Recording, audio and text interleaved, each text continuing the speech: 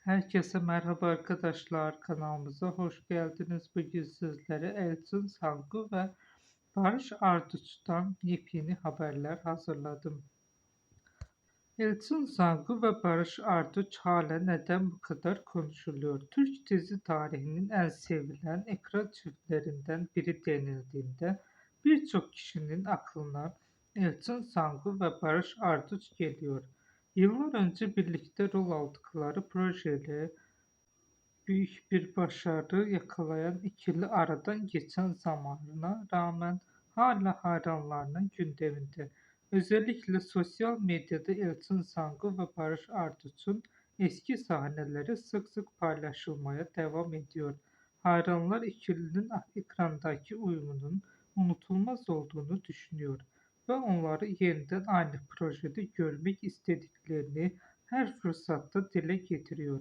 Elçin Sangu son yıllarda farklı projelerde yer alarak kariyerini sürdürürken güçlü oyunculuğu ve doğal tavırlarıyla dikkat çekmeye devam ediyor.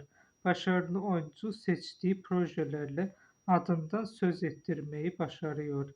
Barış Arduç ise hem televizyon hem de dijital platform projeleriyle kariyerine hız kesmeden devam ediyor. Yakışıklı oyuncu farklı karakterlerle canlandırarak oyunculuk yelpazesini genişletiyor.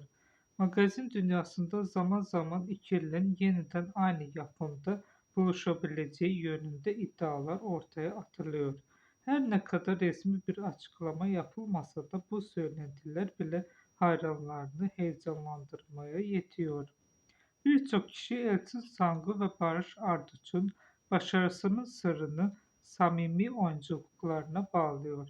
Çünkü izleyiciler onları sahnelerini izlerken karakterlere inanıyor ve hikayenin içine kolayca girebiliyor. Bugün bile yayınlanan eski bölümler yüksek izlenme rakamlarına ulaşırken sosyal medya paylaşımları binlerce etkileşim almaya devam ediyor. Bu durum ikilinin yıllar geçse de popülerliğini koruduğunu gösteriyor. Peki siz ne düşünüyorsunuz? Elçin Sangu ve Barış Arduç yeniden aynı dizide ya da filmde buluşmalı mı? Yorumlarda görüşlerinizi paylaşmayı unutmayın. Yeni magazin videoları için kanala abone olmayı ve bildirimleri açmayı unutmayın. Hoşça kalın.